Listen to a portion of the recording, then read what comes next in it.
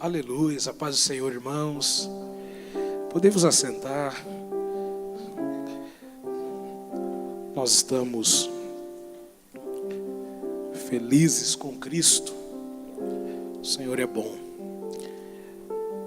Abra sua Bíblia, nós vamos ler Cântico dos Cânticos, ou Cantares, Salomão. Obrigado, meu amigo. Capítulo 2, o segundo poema, o segundo cântico.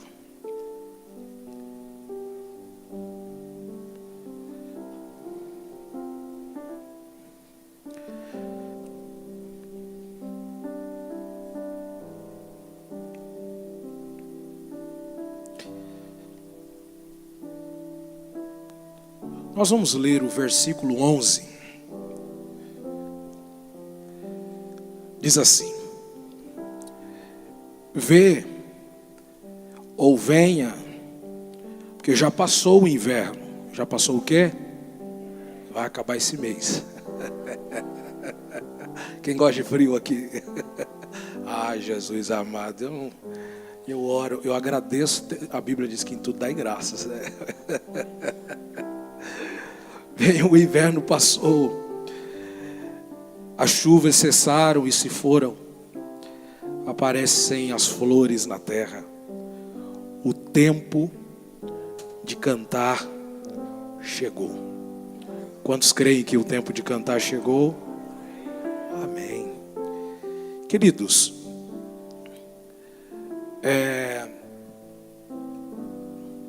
nós estamos hoje num culto, uma temática muito específica, objetiva, com um viés direcionado especificamente para os casais. E eu quero trazer algumas lições aqui acerca da vida conjugal. E nada melhor do que nós lermos um livro especificamente para tratar acerca disso. O Cântico dos Cânticos, ou também chamado de Cantares de Salomão. Queridos, ao ler esse livro, a gente percebe que são 8 cânticos, ou poemas, e existem alguns personagens que fazem parte desse livro. Quem são eles? Primeiramente, os personagens principais, que são os protagonistas do livro, que é nada mais e nada menos do que Salomão, o esposo, a Sulamita, a esposa. E também vai aparecer neste livro as filhas de Jerusalém. Quem são elas? Eram moças, adolescentes, algumas jovens, que eram virgens. Moças que ainda não tinham casado, que tinha como referência este casal, Salomão e a Sulamita. E como todo casamento, no pacote também vem as sogras. Também aparece aqui a sogra de Salomão. Perceba que a Bíblia não diz o nome dela, mas ela aparece. E também a sogra da Sulamita, a amada irmã Batseba. Entenda, queridos irmãos, que a proposta do livro do Cântico dos Cânticos é falar sobre a crescente do casamento. Hoje, dentro da nossa cultura brasileira, a gente tem o costume de namorar. Eu namorei 1 ano, noivei, daí fiquei noivo 1 ano e casei.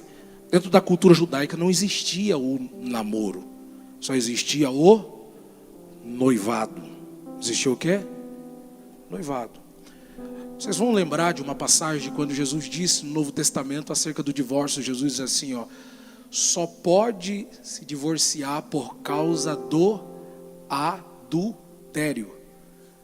Interessante que no grego a palavra adultério, ela tem duplo significado, ou melhor dizendo, existem 2 tipos de palavras distintas. Então existe o adultério no casamento e o adultério fora do casamento.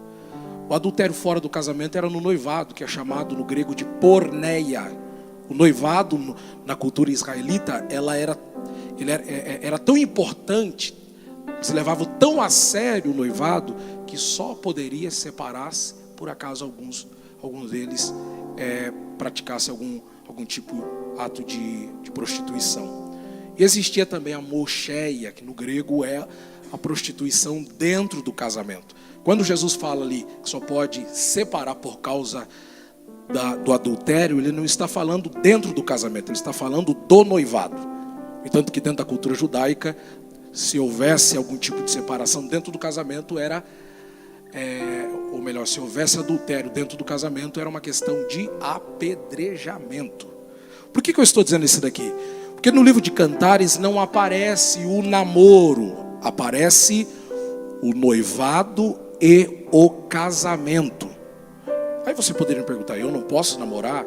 Óbvio que você pode namorar, mas entenda que o namoro, ele tem que ter um alvo. E qual que é o alvo? Noivado, casamento. Ninguém namora para ficar perdendo tempo. Vou aproveitar que tem alguns aqui que estão namorando, então já vou perder a oportunidade, né? Por que eu estou dizendo isso daqui, queridos irmãos?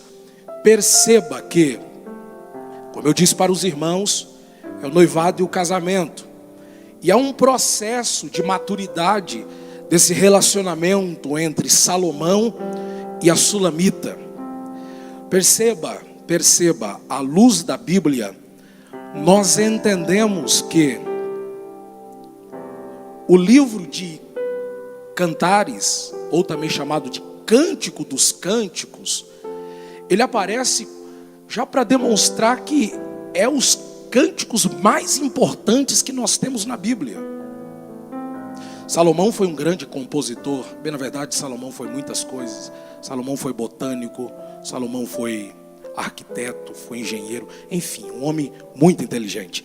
E o que me chama a atenção é que Salomão também foi compositor. Quando a gente lê 1 Reis, a gente entende que ele chegou a compor 1005 cânticos. Mas os cânticos mais importantes de Salomão é este, a qual nós temos aqui inserido nos livros poéticos. Mas o que me chama ainda mais a atenção, que por mais que este livro é considerado o Cântico dos Cânticos, e a gente sempre atribui a Salomão, sabe, na verdade nós devemos atribuir esse livro, o Cântico dos Cânticos, da Sulamita. Por quê? Sabe por quê? Se a gente pegar todo o livro de Cantares, a gente percebe que quem mais fala... Quem é que mais fala aqui? Quem é que começa na guisa introdutória falando? Não é Salomão, é ela. 53% do livro é a Sulamita que fala.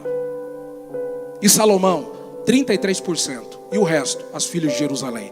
Predominantemente quem mais fala aqui é a Sulamita, a esposa. E há algum problema nisso? É claro que não. O problema não está na fala. O problema não está na porcentagem da fala. O problema não está na quantidade que ela fala. O problema está no conteúdo. É o que fala, não é a quantidade que fala. Essa mulher é muito assertiva na forma de falar. Essa mulher é sábia. Essa mulher, ela pensa para falar. Ela não abre a boca de uma maneira desordenada e vai falando. Vamos traçar um paralelo aqui com uma mulher lá do livro de Provérbios. Se a moça do telão puder colocar para mim aí, por gentileza, Provérbios capítulo 21, verso 9. Ela é totalmente contrário dessa mulher que o próprio Salomão fala acerca dela. Provérbios 21, 9. Olha o que ele diz: é melhor morar num canto de telhado, ou seja, é melhor morar na varanda junto com os cachorros, do que ter como companheira em casa ampla, ou seja, uma mansão, uma mulher briguenta. Queridos irmãos, a Bíblia nos ensina coisas grandiosas. Sabe o que Salomão está dizendo aqui? É melhor eu puxar a minha caminha lá e ficar lá na varanda, que ficar dentro de casa, dentro de uma mansão com essa mulher que não para de brigar. Outro texto. Hoje eu já um ensino, queridos, tá bom? Não vai ter recebo hoje não. Não vai ter recebo assim, amor, companheirismo, paz, alegria, unção, Espírito Santo. Provérbios 21, 19. Olha o que Salomão vai dizer. É melhor morar numa terra deserta. Esse daqui foi um pouco, Salomão foi além. O outro disse, é melhor ficar na varanda. O outro diz, é melhor ir para o deserto, sumir da vida, do que morar com uma mulher rixosa e iracunda. Daqui a pouco eu vou explicar esses textos aqui. Outro texto, vamos lá. Provérbios 27, 15. Vai anotando aí. Já vai grifando aí. Né, meu irmão? Vai grifando aí já. O gotejar contínuo em dia de grande chuva e a mulher contenciosa, uma e outra são semelhantes. Deixa eu explicar isso aqui para vocês. Imagine, você constrói uma casa, esperando que essa casa te dê um abrigo, te dá um abrigo no dia das grandes tempestades. Trabalhou, fez o teto ali tudo perfeitinho. Aí veio aquela tempestade, começa a gotejar, bem em cima da tua cama, aquela goteirinha. Ah, miserável, bem na sua cabeça, tufo. Aí vem outra goteira. Você fala, meu Deus, eu fiz essa casa para me ter abrigo, paz. Assim é comparado uma mulher contenciosa.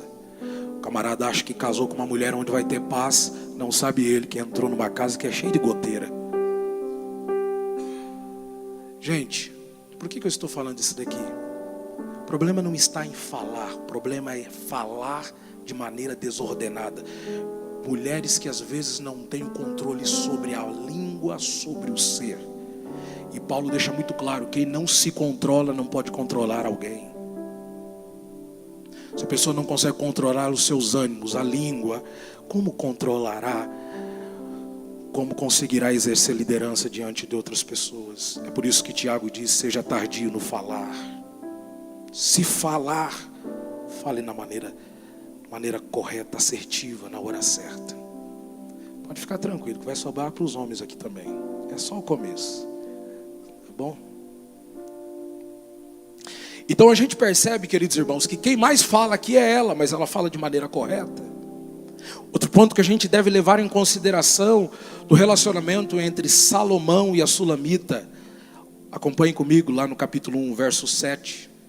Capítulo 1, verso 7 do livro de Cantares. Diz assim, ó. Dize-me, ó tu a quem ama. Repita comigo, a minha alma. Pela quantidade de casais está fraco. Vamos lá, a minha alma. O que a gente aprende com isso daqui? Que o casamento é muito mais do que um amor estereotipado. O problema é que às vezes existem pessoas, moços e moças, que casam simplesmente olhando o corpinho e não ama a alma. A alma é a sede de todas as emoções. Preciso lhes dizer, o tempo passa para todos. Nosso corpo é corruptível. Por mais que hoje tem cirurgias, botox e vai por aí vai, mas uma hora vai cair tudo. E o que vai ficar é o amor pela alma. É quando você ama estar perto da pessoa. É quando você sente falta de ouvir a voz. Que até o choro, que até os sentimentos manifestos, isso lhe traz uma paz, lhe traz alegria. Deixa eu te contar algo que marcou muito. Foi um período que eu estava conhecendo a Ana. Eu trabalhava numa multinacional, numa metalúrgica, um homem muito rico, abastado, aqui da cidade de Curitiba, bem na verdade da Araucária. E eu me lembro que ele era uma pessoa muito simples, ele começou de baixo e foi crescendo e se tornou um homem muito, muito próspero. E eu achava tão interessante que ele tinha 2 filhos. Ele tem ainda 2 filhos.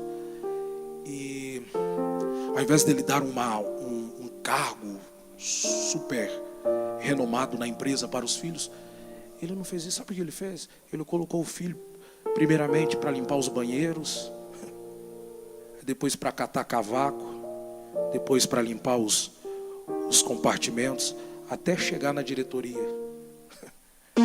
Eu achava interessante a forma daquele homem gestar,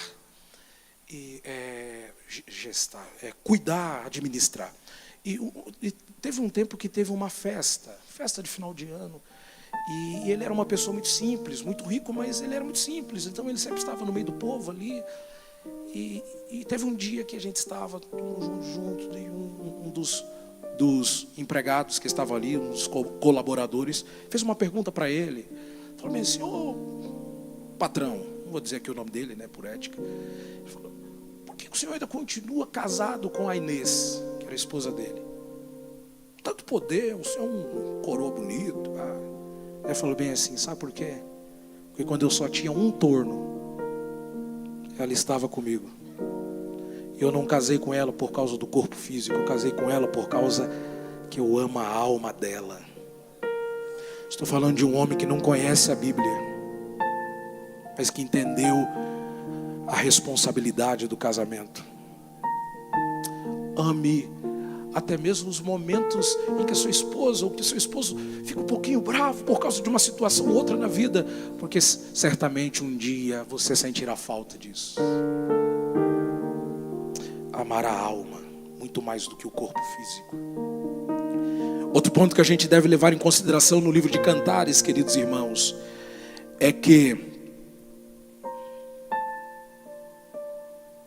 algo tão interessante que está lá no capítulo 1, verso 7. Isso daqui é especificamente para os homens e também para as mulheres. Olha no capítulo 1, no verso 10. Olha o que o texto diz: formosa são as tuas faces entre os teus enfeites. Daqui é Salomão falando para sua amada. O teu pescoço com os, repita comigo, com os colares. Qual que é um ponto aqui extremamente importante no casamento? É que Salomão era um homem detalhista. Ele consegue fixar os seus olhos nas pérolas, nas pedras preciosas do colar da sua esposa. O que a gente aprende com isso daqui? O casamento precisa, o casamento necessita de pessoas com um olhar detalhista. A irmã pinta o cabelo, passa lá 3, 4 horas lá no salão, né? Vem para casa, eita, cabelinho. O marido, tá vendo? O marido tá malhando, tá entendendo? Chega na hora frente do espelho, nossa, tem nada. Mas o que custa elogiar? Nossa, amor, tá crescendo, né? Tá ficando forte. Detalhes, queridos. Detalhes. Entendendo? Comprou um sapato novo, comprou uma roupa nova. Detalhe, seja detalhista. Fez ali o cílio, como é que não? Que não é cílios, não. Sobrancelha. Teve alguns homens que já estavam me levando aqui para o cílios. Sobrancelha. Ou também fez os cílios. Detalhes. Isso é importante. Eu sei que olhando assim parece, é irrelevante. Não é, isso é importante. Se a gente não for detalhista, sempre tem um gavião que é detalhista. Outro ponto importante que a gente deve levar no casamento, está lá no capítulo 1, no verso de número 16, acompanhe comigo aí por gentileza. Eis que és formoso, ó amado meu, e também amável. Deixa eu ver aqui o verso.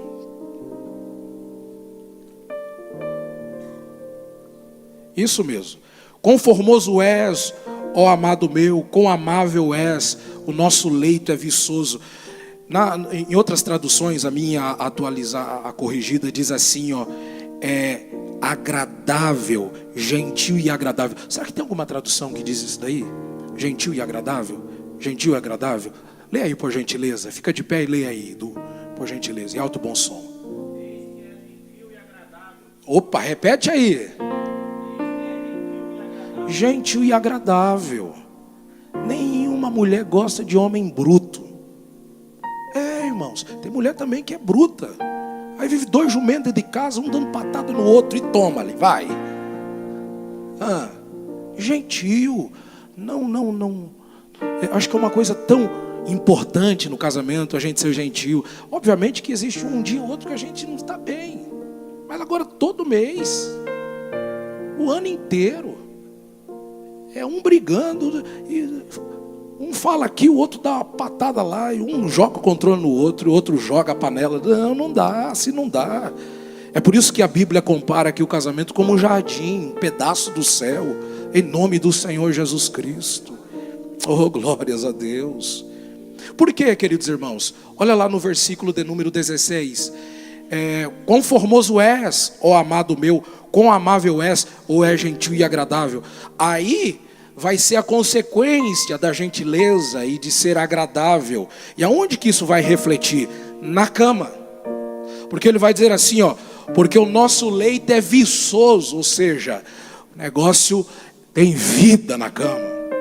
Agora passa o dia inteiro brigando, dando patada, no final do dia não vai ter nada. Essa é verdade. Grifa isso daí. É uma consequência. Não dá para passar o dia inteiro brigando e depois achar que vai ter fogaréu. Não vai ter não, não vai ter nada. Isso aqui é uma verdade, irmãos. Outro ponto que a gente deve levar em consideração, no capítulo de número 1, no versículo de número 17, isso daqui é especificamente para aqueles que acabaram de casar.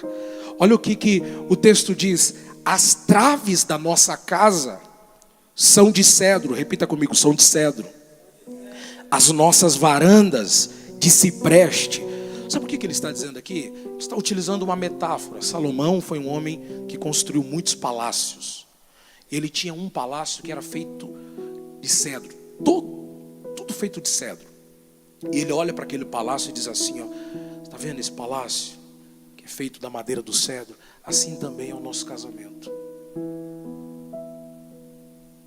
Mas por que ele compara o casamento dele como um palácio, uma casa feita de cedro?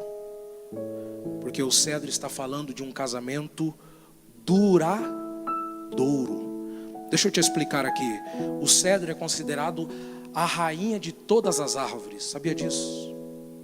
O cedro chega a crescer a 40 metros de altura. O tronco, 14 metros de espessura. As suas raízes se aprofundam até 4.000 metros de profundidade. É uma das poucas árvores que, quando chega na camada rochosa, ao invés das raízes parar de crescer, as raízes começam a enrolar nas rochas. E não para de crescer até encontrar os lençóis freáticos. E há duas características aqui na madeira do cedro. Primeiramente, é um tipo de madeira, queridos irmãos, duradoura. Para vocês terem ideia, a madeira do cedro, ela era tão duradoura que você poderia deixar ela exposta ao tempo. Sol, chuva, sol, chuva, sol, chuva, que não apodrecia. Era um tipo de madeira que possuía uma resina perfumosa que era utilizada como repelente contra todo fungo, toda praga. Ou seja, passava os anos e continuava intacta. O que a gente aprende com isso daqui? É que o casal aqui está disposto a viver para sempre. Tem gente que entra no casamento dizendo, vamos ficar juntos, vamos ajuntar aqui os nossas traias. E se não der certo, ninguém casa dessa forma. À luz da Bíblia, a gente tem que casar entendendo que é para durar para sempre. Eu quero casar, eu quero ficar com a Ana até o final da minha vida. Cabelinho branco, pregando aqui na Rocha Eterna.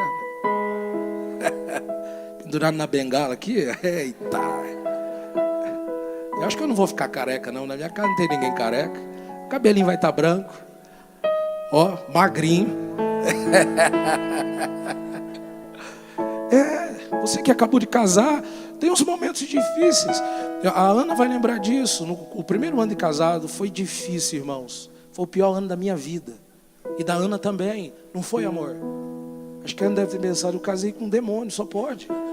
Achei que estava casado com um homem de Deus. Mas porque ela me conheceu quem eu era. Eu estou brincando aqui, mas no início do casamento é como engrenagens que ainda está se encaixando. E no começo tudo é difícil. Imagine, eu com 23, 24 não, 25. 25 e a Carol com 16. Não faça isso, tá? O propósito de Deus só. Imagina a dificuldade. Uma outra cultura, um outro ensino. Que dificuldade. Mas lá dentro queimava a chama. Eu sei quem Deus me preparou para mim. Aqueles olhos grandes me chamou muita atenção. Casar para sempre. Porque tem gente que entra no casamento já pensando, não, se não der certo esse ano mesmo, eu vou chegar para o pastor José, não quero mais. Não. Tem que aguentar, aguenta o rojão. Vai dar certo. Tudo passa, meu irmão. Repita comigo assim, diga assim, ó, o meu casamento estará fixado sobre as traves de cedro e de cipreste. Duradouro, para sempre. É para sempre. Então, quem sabe você que entrou aqui pensando, hoje é meu último. Não, o último dia é coisa nenhuma. Tu vai até o fim. Em nome de Jesus, daqui uns 10, 15, 20, 30 anos eu vou te encontrar. Eu vou dizer, e daí, como é que tá? Tá firme lá? Tô firme. Oh, glórias. É isso que a gente precisa, irmãos. Entender que o casamento é algo duradouro. Outro ponto importante que a gente deve levar em consideração no casamento é a questão de proteção. Repita comigo, proteção e valorização da pessoa que está do nosso lado. Olha o que o texto vai nos dizer no capítulo 2. Capítulo 2.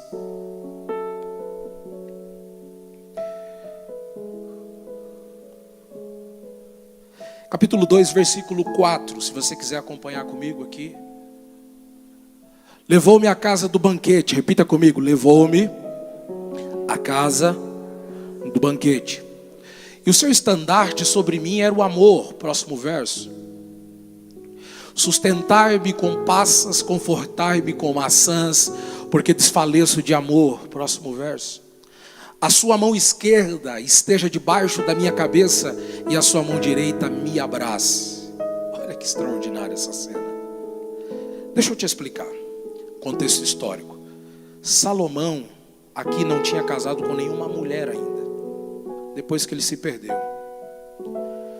A princípio essa é a primeira esposa dele. E detalhe, como é que eles se conheceram? Deixa eu te explicar isso daqui. Salomão é rei. É o homem mais importante do ano 1000 a.C. Mas ele tinha na sua veia, no seu sangue, uma vida de camponês. Ele sempre gostou de ir para as regiões rurais de Israel. O Wiersbe diz, o Trempler também vai nos dizer, que Salomão, o que ele fazia? Em dado momento ele tirava a sua coroa, a sua veste real, se vestia de pastor e ele ia para as regiões rurais. E uma dessas viagens dele, para ver como estavam as suas vinhas, as suas riquezas, ele encontra uma menina, uma moça. O próprio Wiersbe diz que ele a encontrou debaixo de uma macieira. E essa moça não era rica, essa moça veio de uma família simples, que o pai havia falecido. Os irmãos prestavam serviço nas vinhas de Salomão. E ela foi trabalhar com seus irmãos. Não era trabalho de mulher, era trabalho de homem. Mas ela foi.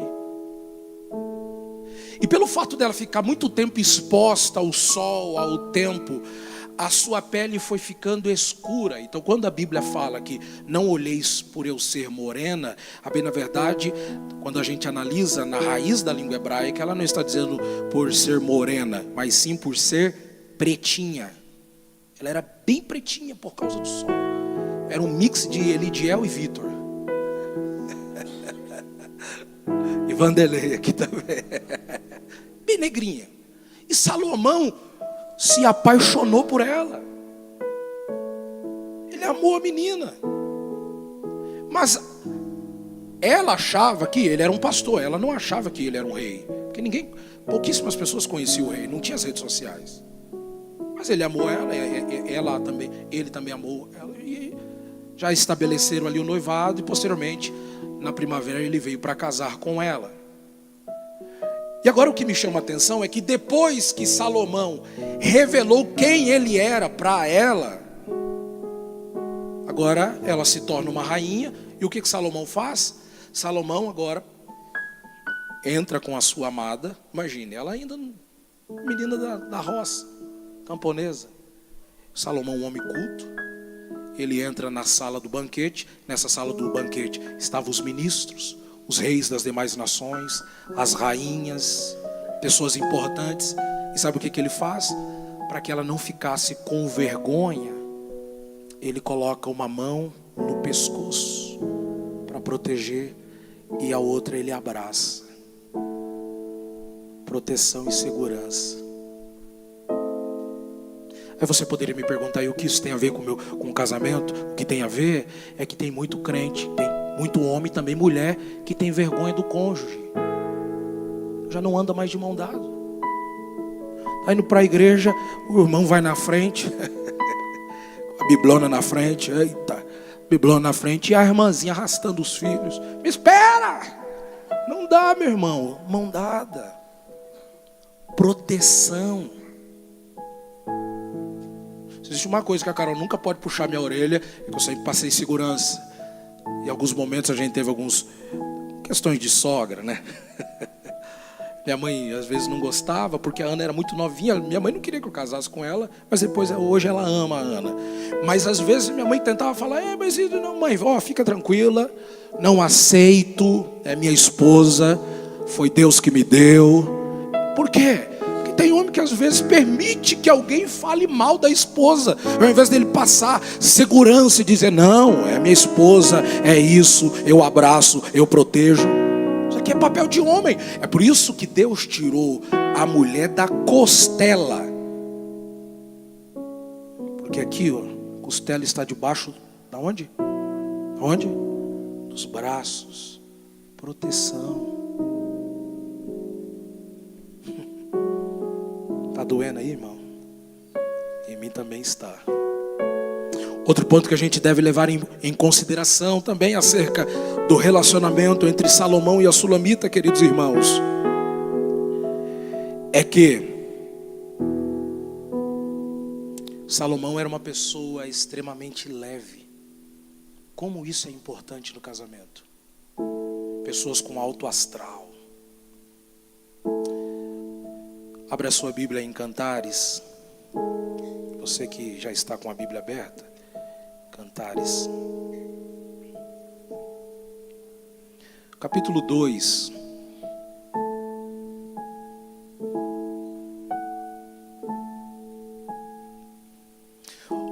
Capítulo 2, verso 7, ele diz assim, ó: e vos faço jurar, ó filhos de Jerusalém. Ou melhor dizendo, o verso 8: ouça a voz do meu amado, eis que ele vem saltando sobre os montes, pulando sobre os outeiros. Meu amado é semelhante ao gamo, ao filho de uma gazela. Sabe o que a gente aprende com isso? Ela está aqui utilizando algumas figuras de linguagem para falar acerca do alto astral de Salomão. Porque às vezes parece que existem homens que são tão amargos. Irmãos, já acorda, já, nossa, que dia ruim. Meu Deus do céu. Não para de reclamar. Isso passa uma imagem de vulnerabilidade para sua esposa. Outro ponto que a gente deve levar em consideração aqui também no casamento, queridos irmãos, é que pelo fato de Salomão ser um homem muito alegre, lá no capítulo de número 2 e no versículo de número 9, o texto diz assim, ó: o meu amado é semelhante ao gamo, ao filho da gazela. Olhai, Ele está de trás da nossa parede, olhando pelas janelas, lançando os olhos pelas grades. O meu amado fala e me diz: levanta-te. Às vezes o cônjuge tem que olhar para o outro e dizer: levanta-te. É só uma fase. Levanta-te. Por que que eu devo levantar? Levanta-te, amada minha, formosa minha, e vem. Por quê? Porque já passou o inverno. As chuvas já cessaram e se foram. Aparecem as flores na terra. E o tempo de cantar chegou. O que a gente aprende com isso daqui, queridos irmãos? É que Salomão estava mostrando a Sulamita que a estação tão difícil, que é o inverno, tudo fica cinza. As árvores secam. Cadê as folhas, as flores? Onde está? Isso aqui é o inverno do casamento. Aí ele está olhando para ela e está dizendo assim, ó: o tempo do inverno já passou, essa estação já acabou. Por que você está enclausurada dentro de casa? Abre a janela e veja que os pássaros já estão cantando. As árvores já estão brotando as suas flores, os seus frutos já estão nascendo, os figuinhos estão nascendo. E você está ainda presa à estação que já passou, o inverno. E existem pessoas que às vezes estão presas em algumas estações que já passaram. Ah, mas lá no ano de 1970, tu falou isso, tu falou aquilo. Não, mas já passou, irmão. É uma fase. Como é importante a gente entender que o casamento é como as estações do ano. Tem momentos que é um inverno, momentos introspectivos, momentos de luto, momentos de falta de saúde, momentos de tristeza, porque a tristeza também faz parte. Momentos difíceis, isso é o inverno da vida. Mas por favor, meu querido irmão, minha querida irmã, se comporte conforme as estações. Se chegou a primavera, se o sol da justiça, que é Cristo, está brilhando para você, saia dessa inércia, volte a viver com intensidade. É isso que Deus está dizendo para nós aqui. Outro ponto que a gente deve levar em consideração, queridos irmãos, é que quando vem a primavera, vem também as flores, os figos. E a primavera é aqueles momentos bons da vida. O casamento está bem, está tudo bem. Mas nesse exato momento a gente tem que redobrar a nossa atenção, que tem alguém que está de olho no seu casamento. Existem pessoas que não se alegram em ver você bem. Infelizmente existem pessoas que é que nem urubu, só se alegra quando você morre. Vocês sabiam que a gente não pode abrir o nosso coração para qualquer pessoa? Infelizmente. Quando tiver uma crise no seu casamento, procure pessoas certas. Aqui estão os nossos pastores. Procure pessoas que vão te direcionar. Não abra a sua vida. É por isso que a Bíblia nos diz aqui, ó, que é como um jardim fechado. Jardim fechado. Quando vi os momentos difíceis, não pega o seu telefone e não fica mandando WhatsApp para todo mundo: pai, me ajuda. Porque tem gente que vai dizer: não, eu vou orar por você, e não vai orar, vai espalhar, vai falar de você. É o momento de fechar, tá entendendo? Jardim fechado. Eu me lembro muito bem de um casal. Eu nem era casado, mas eu já tinha a percepção de que aquele casamento não iria dar muito certo, não iria muito longe, a não ser que eles mudassem a atitude. Porque eles permitiam que todo mundo invadisse o relacionamento deles. O menino era muito trabalhador, trabalhava muito, a semana inteira ele sempre trabalhava. Mas qual que era o problema da menina? É que ela deveria ter uns 7, 8 irmãos. No decorrer da semana, ela trazia todos os irmãos para dentro da casa. Então era sempre ali. Aí ele fazia a feira da semana. Quando chegava no sábado e abria a geladeira, não tinha nada. Ele olhava para mim, mas cadê a comida que eu comprei a semana inteira? Cadê os devorador passou aqui, eu estou devolvendo o dízimo? Mas eram os irmãos. Aí começava um tropé de briga. E detalhe, queridos irmãos, detalhe, principalmente você que acabou de casar. Tem momento que vocês têm que ficar mais tranquilos, mais juntos. A Bíblia diz assim, ó: retira o pé da casa do seu irmão para que não vos enfade. Casou, não fica colocando um monte de gente dentro da sua casa, não. Esse casal aí vivia chamando um monte de gente para dormir. Aí chegava, dormia na cama dele, colocava colchão no chão, colchão ali, é colchão ali, é colchão, e a gente para cá, a gente para lá. Não! É a Bíblia que está nos ensinando. Não faça isso. Por que eu estou falando disso, queridos irmãos? Porque agora Salomão compara o seu casamento como uma vinha. E ele diz assim, ó: este é o momento da primavera em que atrai os olhares das raposas. As raposas tentam entrar na vinha. E ele diz assim, ó: eu preciso que seja apanhado as raposas. E não somente as raposas, e também as raposinhas que fazem mal às vinhas, porque as vinhas estão em flor, seu casamento está florescendo, e tem algumas raposas carnívoras que está de olho e que quer acabar, destruir o seu casamento. Mas em nome do Senhor Jesus Cristo, se por acaso entrou alguma raposa, vai arrancar pelo poder da palavra, vai sair em nome de Jesus Cristo. Oh, glórias a Deus. Raposas e raposinhas podem ser sentimentos, situações do passado que não foram resolvidas. Pode ser também pessoas que às vezes estão entrando na sua vida conjugal para tentar minar o seu casamento, para destruir a sua casa. Vamos lá. Quem pode dizer amém aí? Amém. Outro ponto que a gente deve levar em consideração, por mais que nós somos casados, eu e a Ana, há um determinado espaço que há uma privacidade. E que momento é esse? Olha o que Salomão vai dizer. Capítulo de número 2.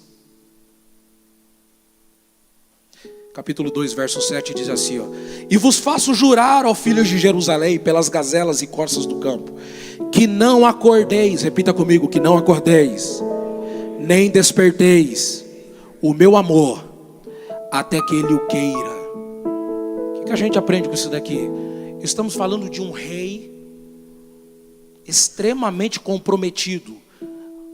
Desde manhã trabalhava. Era demandas, problemas e construções e mais coisas. Isso fica muito claro no livro de Eclesiastes, que Salomão era um homem muito dinâmico. E vamos construir, vamos levantar, e vamos fazer, e vamos. E existe um exato momento que ele quer dormir, descansar. Aí ele quer descansar, e a sulamita diz assim: ó, filhos de Jerusalém, vocês não vão atrapalhar o sono do meu amado até que ele acorde. É bem provável que existem irmãos aqui que trabalham em trabalhos braçais, que exigem energia, ou até mesmo mental, porque também cansa. E às vezes no final de semana você quer dar aquela descansada, sabe, dormir um pouquinho mais. Aí vem a irmã: ô mãe, ô tio, ô Diglano, ô Degana, vem aqui em casa tomar café comigo aqui, 7:30 da manhã. Brincadeira uma coisa dessa. Percebe, né, que o tempo passa, mas os problemas não mudam. Não faça isso. Não faça isso. Respeite. Outro ponto que a gente deve levar em consideração nesse casamento aqui, queridos irmãos, é a questão da confiabilidade. Repita comigo: confiabilidade é como uma taça de cristal. Repita aí comigo: a confiabilidade é como uma taça de cristal. Cantares capítulo 1, verso 8. Acompanhe comigo aí, por gentileza. Cantares capítulo 1, verso 8. Se tu não sabes, ó mais formosa entre as mulheres, sai-te pelas pisadas do rebanho e apacenta as tuas cabras junto às moradas dos pastores. Coloca para mim o 7, a partir do 7, por gentileza. Dize-me, ó tu, a quem ama a minha alma, onde apacentas? Ou seja, onde é que tu fica? Onde é que tu vais? Onde é que os teus passos vão? Onde tu apacentas o teu rebanho? Onde o fazes descansar ao meio-dia? Pois por que razão seria eu como que ande errante junto aos seus rebanhos e teus companheiros? Verso 8. Se tu não o sabes, ó mais formosa entre as mulheres, sai-te pelas pisadas do rebanho e apacenta as tuas cabras junto às moradas dos pastores. Mas aí a gente deixa para depois. Outro verso também, por gentileza, capítulo 2.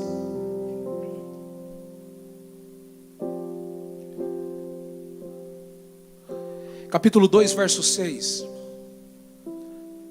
A sua mão... Não, coloquei o texto errado aqui. 6 e 1, por gentileza. 6 e 1. Para onde foi o teu amado, ó mais formosa entre as mulheres? Para onde se retirou o teu amado, para que o busquemos contigo? Verso 2. Aí ela vai responder, o meu amado desceu ao seu jardim, aos canteiros de bálsamo, para apacentar nos jardins e para colher os lírios. O que a gente aprende com isso daqui? Essa mulher sabe onde o seu marido está.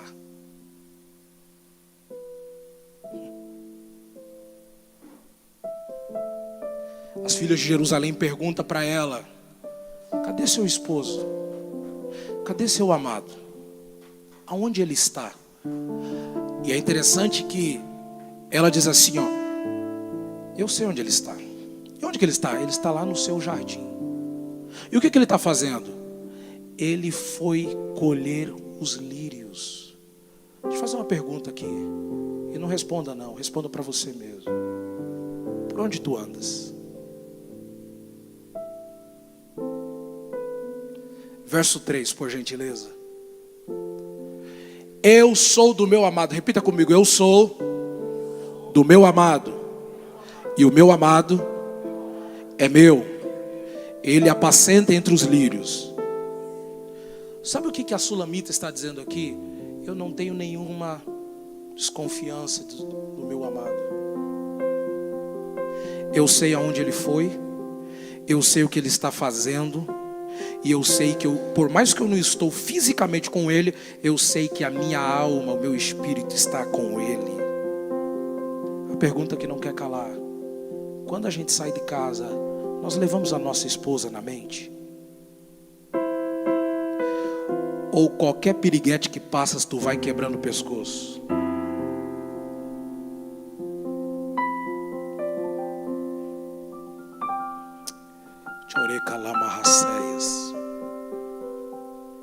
Queridos, por que eu comparo a confiabilidade como uma tacinha de cristal?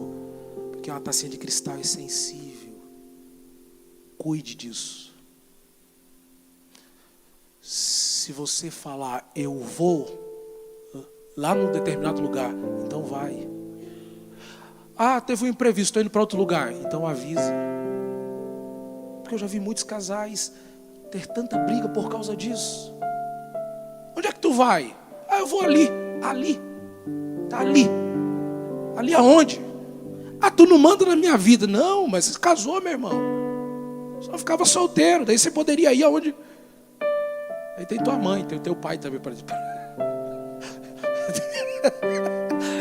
Jesus. Só troca de pessoas. Eu vou ali. Ah, tô indo lá. Lá onde? Seja específico, não, estou indo lá. Vou chegar. Na hora que eu chegar lá, eu vou fazer isso. Vou fazer isso. Vou fazer isso. E de lá eu vou para outro lugar. Eu vou fazer isso, vou fazer isso, vou fazer isso. Por quê, queridos irmãos? Porque a partir do momento que você ouve da boca do seu esposo, da sua esposa, dizendo, não, eu vou ali, ou estou indo lá e não vai, você já vai ficar com o pé atrás. Ih, falou que ia, não foi. Aí já quebrou a tacinha de cristal. E como é difícil a gente conquistar a confiança de novo. No livro de Provérbios diz assim: é mais fácil você conquistar uma cidade do que um coração ferido.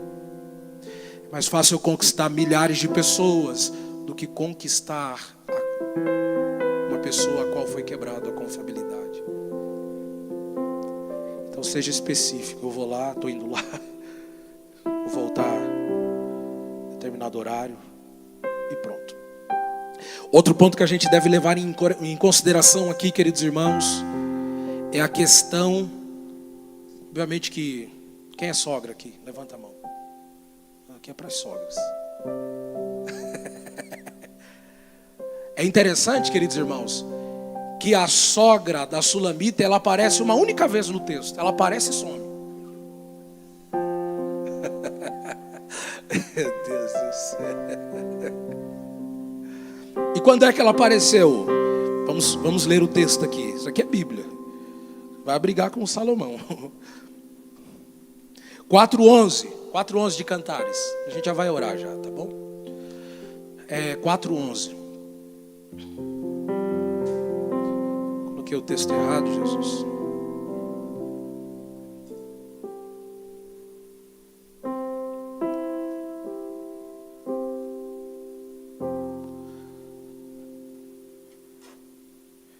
Deixa eu procurar o texto aqui.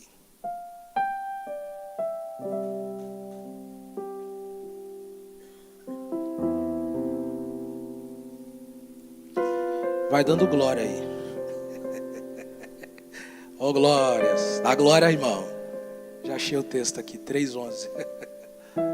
Olha o que o texto diz. Sai, ó filhas de Sião, e contemplai ao rei Salomão, com a coroa com que o coroou quem? No dia do seu desposório, nos dias das núpcias e no dia do júbilo do seu coração. Então ela só aparece para passar a coroa para o filho e consequentemente para a nora.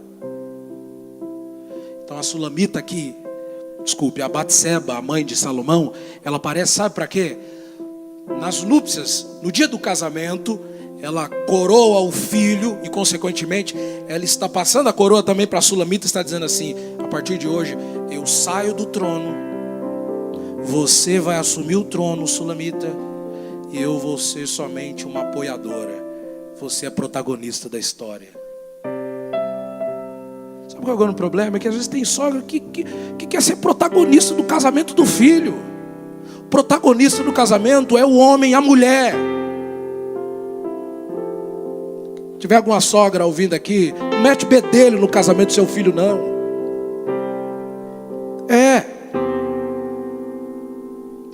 Olha o que a Bíblia está nos ensinando, queridos irmãos. Isso aqui é uma questão prática. Que a Sulamita e Salomão, agora eles se tornam protagonistas. Porque às vezes tem sogra que tem dificuldade. Ai, agora meu filhinho casou e agora ele não vai mais me ouvir. E agora eu vou ser a protagonista. Aí começa a meter o bedelho onde não foi chamado. É por isso que a Bíblia diz, casou, ó.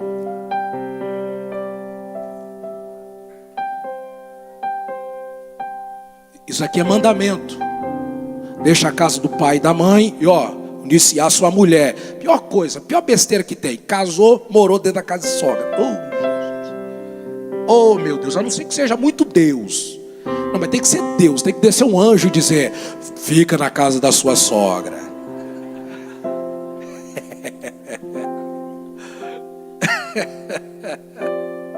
Mas tem que ser muito Deus assim, sabe? Um mistério de Deus mesmo assim. Pelo contrário, Paulo está errado, Deus está errado e a bendita está certa. E a gente que lê a Bíblia está errado. Ou bendito também, porque tem alguns sogros também que é só Deus. O que a gente aprende com isso daqui, queridos irmãos? Não há nenhum tipo de competição entre a Sulamita e Batseba. Uma entende o seu lugar, a outra entende também o seu posicionamento, está entrando na família e não há essa competição, elas se ajudam. Paulo recomenda dizendo que as mulheres mais idosas devem ajudar as mais novas, mas desde que não haja um abuso, um sufoque, não. Que isso é uma coisa tranquila, espiritual. Agora, queimou o feijão lá, meu filho vai ter que comer isso daí? Vai ter. Ela vai aprender. Ela vai aprender. O arroz está mais duro que uma sola de sapato. Vai melhorar. Melhora.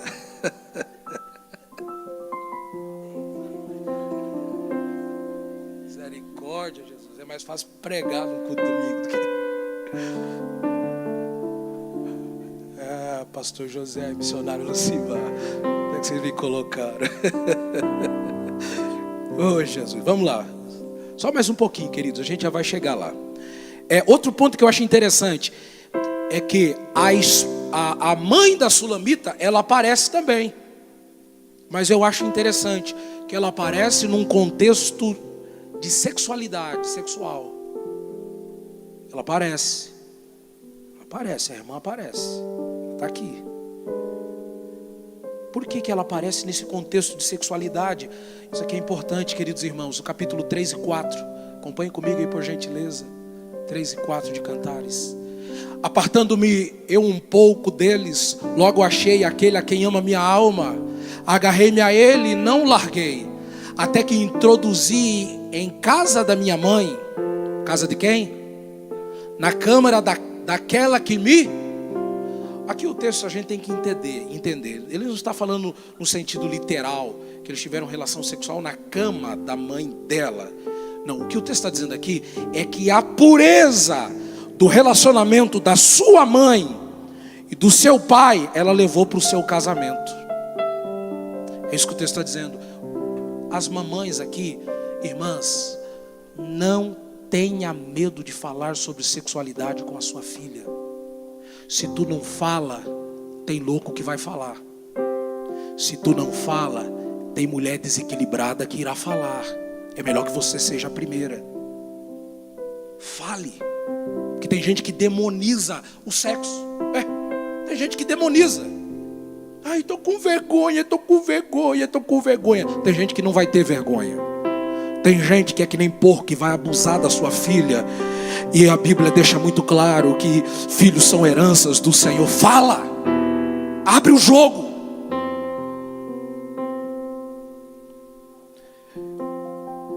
E nós, como pais, também devemos falar para os nossos filhos. Irmão, a gente está vivendo um período tão difícil hoje em dia. Como está sendo difícil, principalmente nessa era digital, queridos irmãos. Tem pais que estão perdendo seus filhos, sem seus filhos nunca ter saído do quarto. Acessam tantas coisas no celular. É um mundo na mente da criança. Tudo nos leva a entender que essa menina tinha perdido o pai. Ela era órfã de pai. Então, nesse caso, quem é que tinha que dar todo o amparo, ser a figura paterna dentro de casa? O primogênito.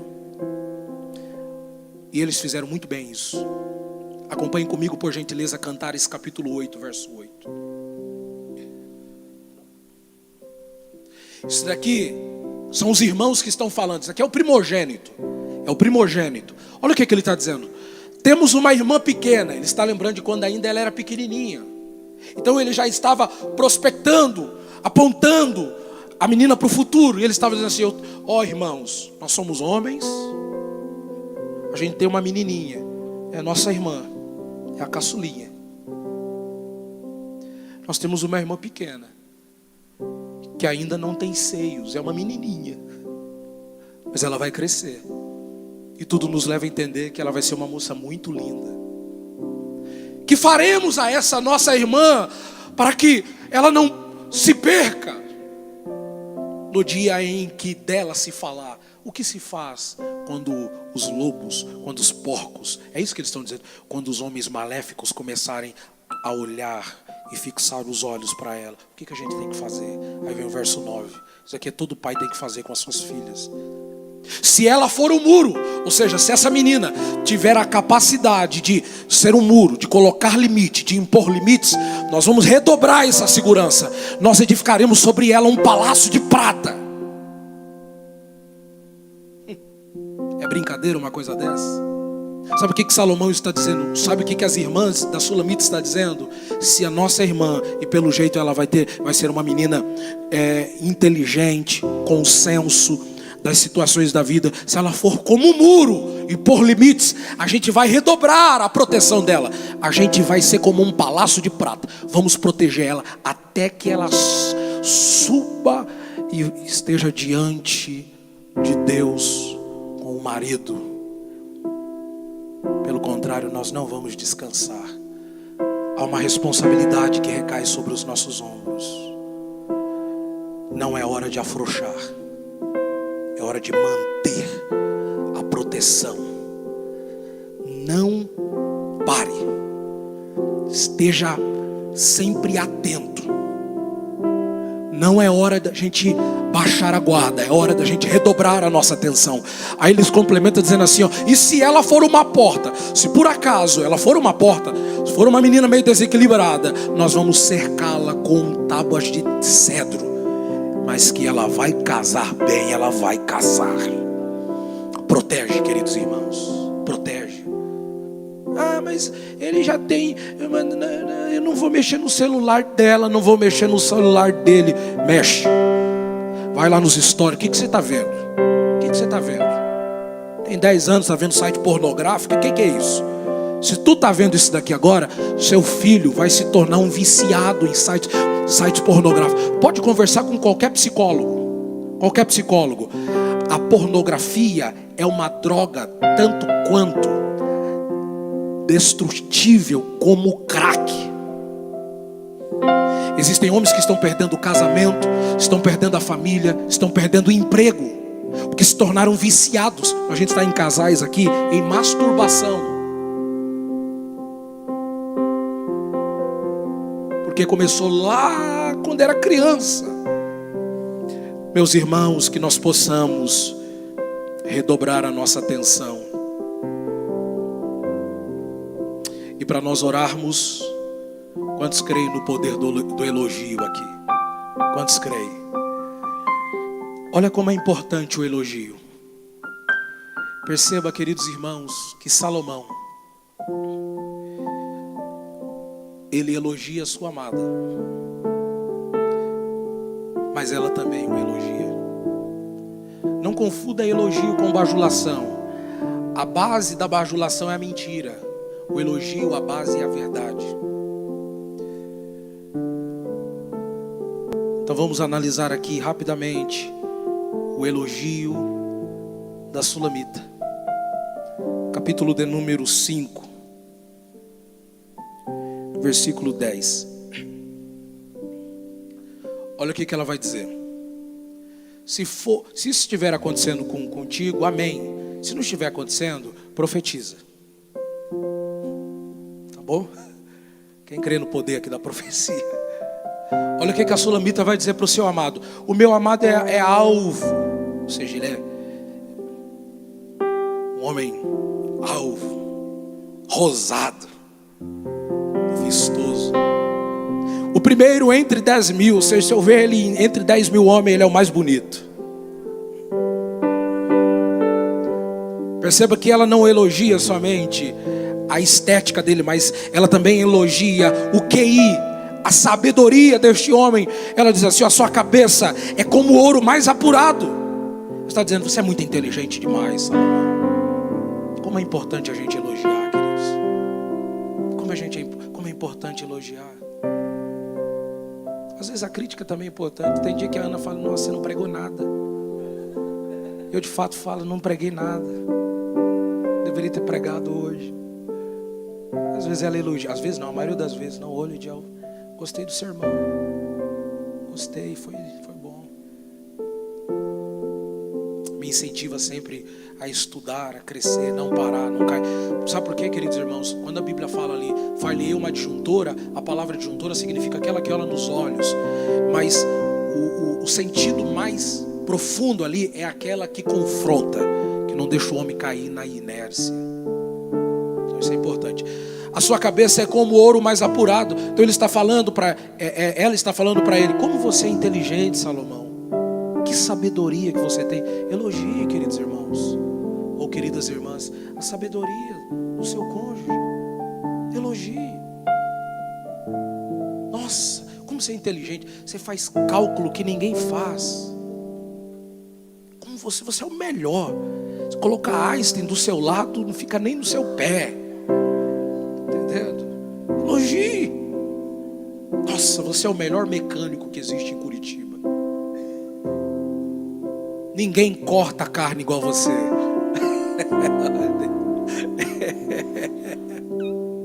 Elogie. Capacidade de elogiar, queridos.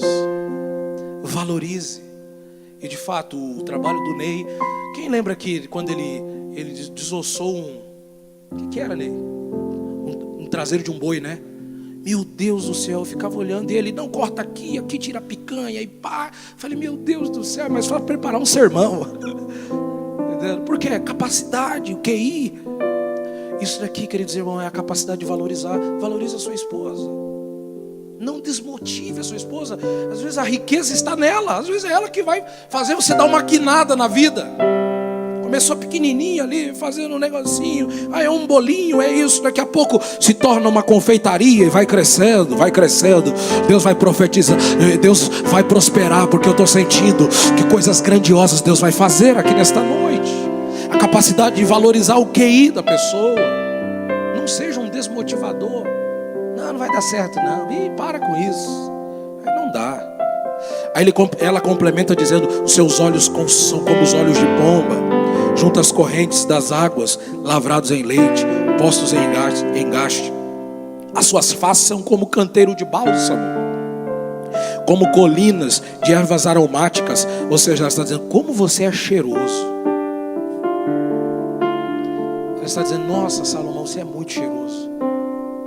Ô, meu irmão, tem gente que às vezes tem dificuldade, se tornou inimigo da água, que leva a sério mesmo esse negócio de tomar banho só no sábado. Entendendo? Não dá. Verso de número 14. As suas mãos são como anéis de ouro que te engastadas as turquesas. O seu ventre é como alvo, como marfim. Eita. Sabe o que ele está querendo dizer?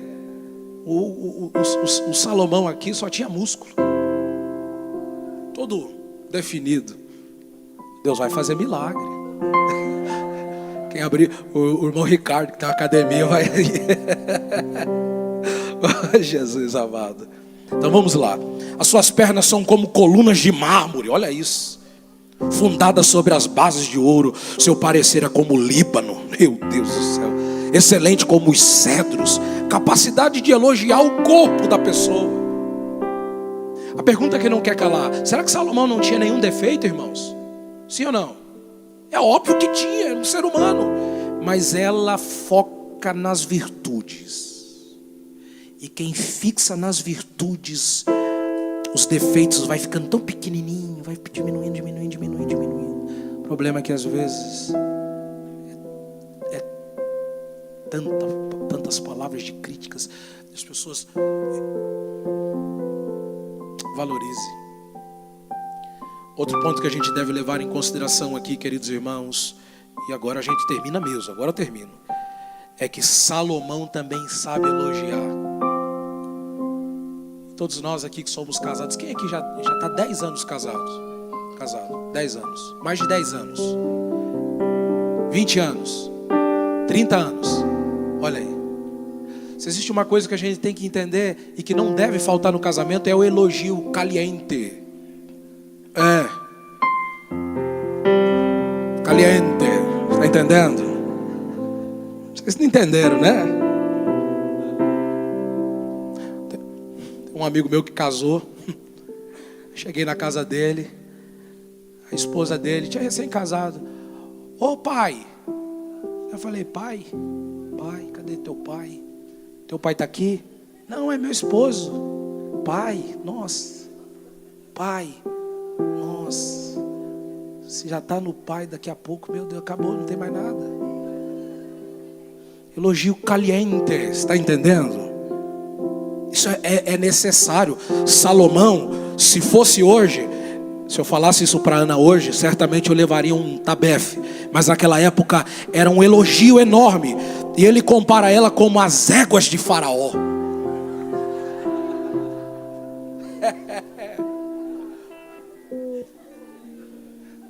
Sabe o que ele está fazendo aqui? Ele está elogiando as curvas, as silhuetas da Sulamita. Está dizendo: igual você não tem, tu é rara, como tu é linda demais.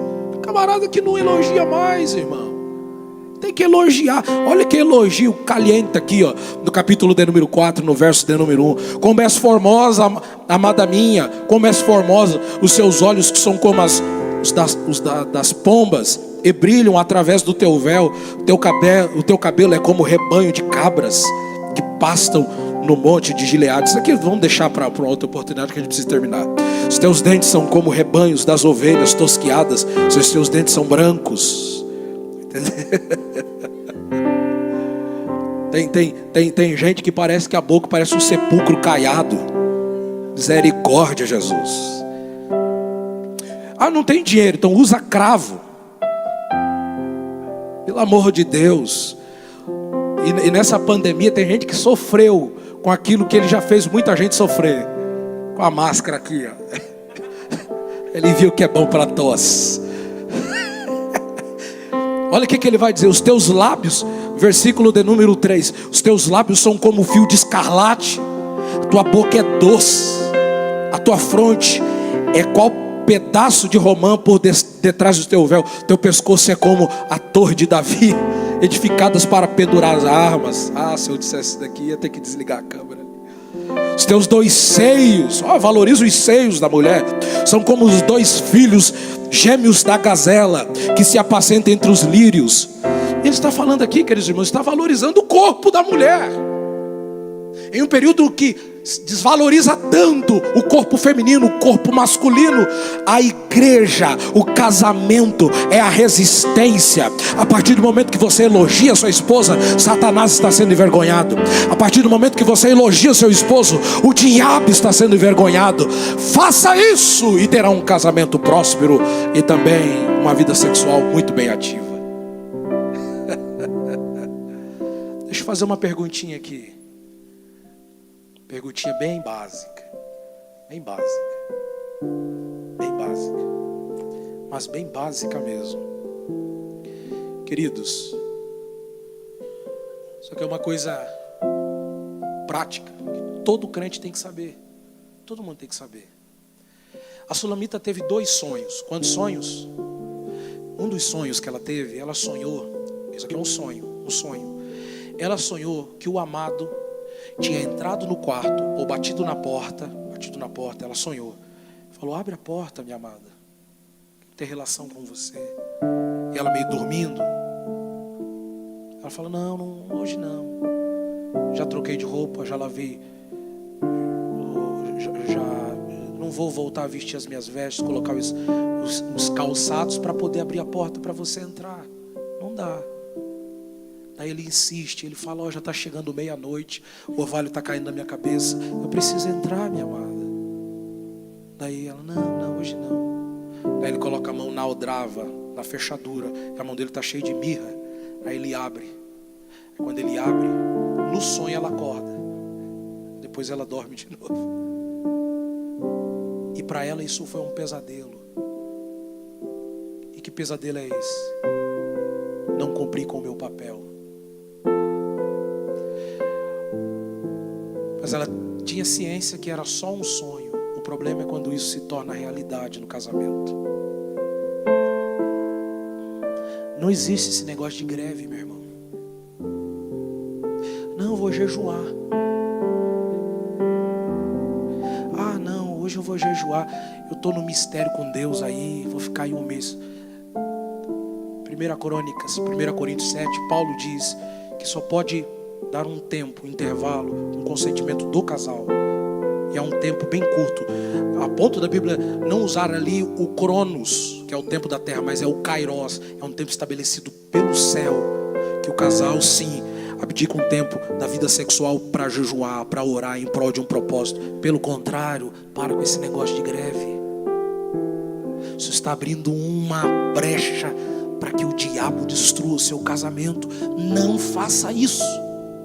Ah, mas eu estou com um probleminha aqui. Tá bom, questão de saúde. Mas 1 mês, 2 meses, 3 meses.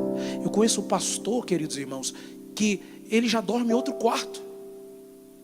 Pastor, obreiro.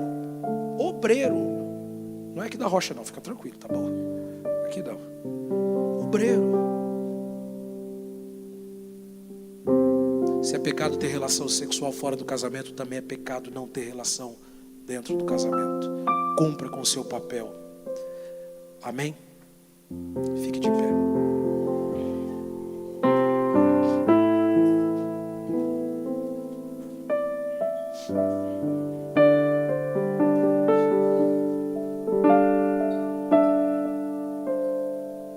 Quantos creem no poder da palavra? Quantos creem? Quantos creem no poder da palavra? Feche os seus olhos onde você está. Se você quiser, abraça a sua esposa. Abraça o seu esposo. Cadê a irmã Fran? Daqui a pouco a irmã Lucimara também estará orando aqui. Feche os seus olhos. Nós cremos que o seu casamento frutificará. Coisas grandiosas Deus preparou para cada um de vós. Aleluias. A palavra de Deus, ela é rema, ela nos norteia, ela nos direciona. Que o Senhor te ore por ela, abençoe. Ore por ele. E faça. Diga para ele, diga para ela. Seu nosso casamento será como um palácio com traves de cedro. Não vai acabar. Quem sabe você está vivendo o inverno no seu casamento. A primavera está chegando. Aleluias. Dias bons virão. Aleluias. Aproveite, esse é um tempo de maturidade, de crescimento. Aleluias.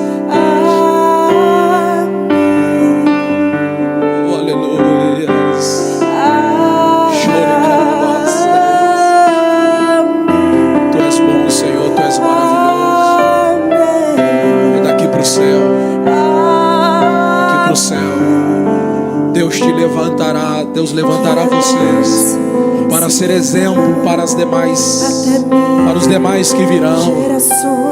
Não terá divórcio. O divórcio é um acidente. Aleluias, aleluias, aleluias. Olhe para os nossos pastores, já estão décadas juntos. Olhe para os obreiros.